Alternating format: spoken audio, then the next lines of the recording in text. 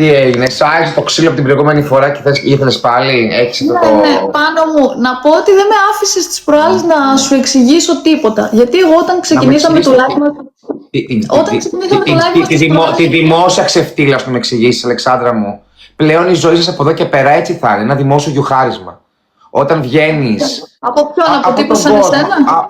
Όχι, από τον κόσμο. Από τον κόσμο που σε Εγώ έχει δεν δει να βλέπω μιλάς. τον κόσμο να με Που σε γιουχάρει έχει δει πάνω να μου. μιλάς Εσένα βλέπω να δημόσια. με γιουχάρεις. Που σε έχει Εσένα δει βλέπω. όχι, έχω δει βίντεο στο μετρό που σε κυνηγούσαν με το χατούλι. Γιατί όταν μιλάς δημόσια για το πώς ξεραίνεται η περίοδος πάνω σου και πώς βρωμάς από την περίοδο που δεν κάνεις μπάνιο, ο κόσμος μετά είναι λογικό να σε γιουχάρει.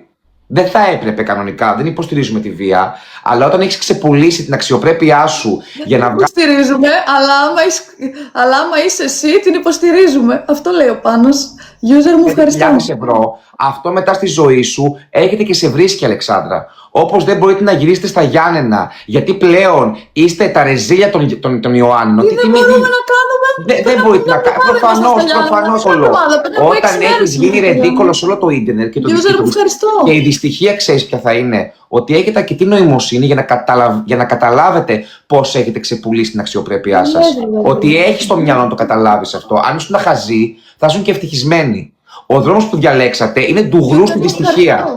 Είναι ντουγρού στη δυστυχία. Παντού. Μη βρίσω.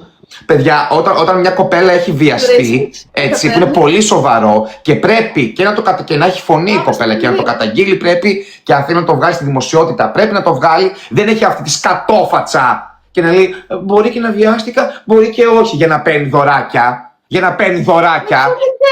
Αυτό που σου λέω, Καριόλα. Λες στο στόμα μου πράγματα που δεν έχω πει ποτέ. Έλα, βρωμιάρα. Είσαι από τα πιο ανήθικα άτομα στο ίντερνετ. Ντροπή σου. Ντροπή του. Ντροπή και έσχος να λέγονται αυτές οι λέξεις. Είπε αυτή τη λέξη.